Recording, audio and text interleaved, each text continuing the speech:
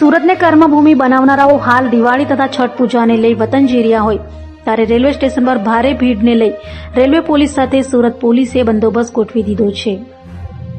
દિવાળી અને છઠ પૂજાને લઈ રેલવેમાં મુસાફરોનો ભારે ધસારો થયો છે। રેલવેમાં થતી ભીડ પર નિયંત્રણ રાખવા ડ્રોન દ્વારા સર્વેલન્સ શરૂ કરાયું છે। સુરત શહેર પોલીસ અને રેલવે પોલીસ દ્વારા સંયુક્ત સંકલન કરાઈ રહ્યું છે, કારણ કે રેલવે દ્વારા રોજ 20 થી 25,000 મુસાફરો ઉત્તર ભારત તરફ માદરે વતન જઈ રહ્યા છે। મુસાફરોના ભારે ધસારાને પહોંચી વળતા સ્થાનીય પોલીસ અને રેલવે દ્વારા વ્યવસ્થા કરાઈ છે। મુસાફરોને અવગડતા ન પડે તે માટે હોલ્ડિંગ કક્ષની પણ વ્યવસ્થા કરાઈ છે।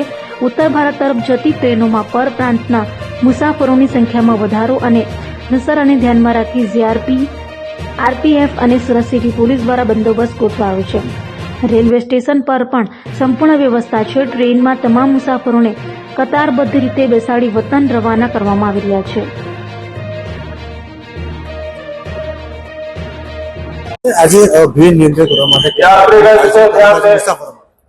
દિવાળીના તહેવારોને ધ્યાનમાં રાખીને લાસ્ટ ટાઈમ જે કેઓસની સિચ્યુએશન થઈ હતી તે ફરીથી ન થાય તેને ધ્યાનમાં રાખીને અને જે આપ જોઈ શકો છો કે હજારોની સંખ્યામાં મુસાફરો દિવાળીના તહેવારોમાં પોતાના વતન જતા હોય છે, તો એવામાં મેનેજમેન્ટ પ્રોપર થઈ શકે એ વસ્તુને ધ્યાનમાં રાખીને સુરત પોલીસ દ્વારા ડ્રોન અને વોકી ટોકી કોમ્યુનિકેશન સિસ્ટમ જેવા અત્યાધુનિક સાધનોનો ઉપયોગ કરીને એક લાઇનબદ્ધ અને એક સિસ્ટમેટિકલી યાત્રીઓનું આવવા જવાનું થઈ શકે તે માટે અમે અહીં સતત પ્રયત્નશીલ છીએ।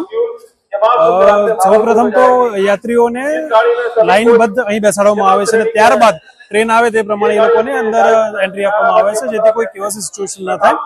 ડ્રોનથી સર્વેલન્સ ચાલુ છે કે જેના કારણે કોઈ પણ પ્રકારની સિચ્યુએશન બને છે તો અમે તાત્કાલિક પહોંચી શકીએ અને એક બાજ નજર રાખી શકાય। હજારોની સંખ્યામાં આવી રહ્યા છે, આપ જોઈ પણ શકો છો।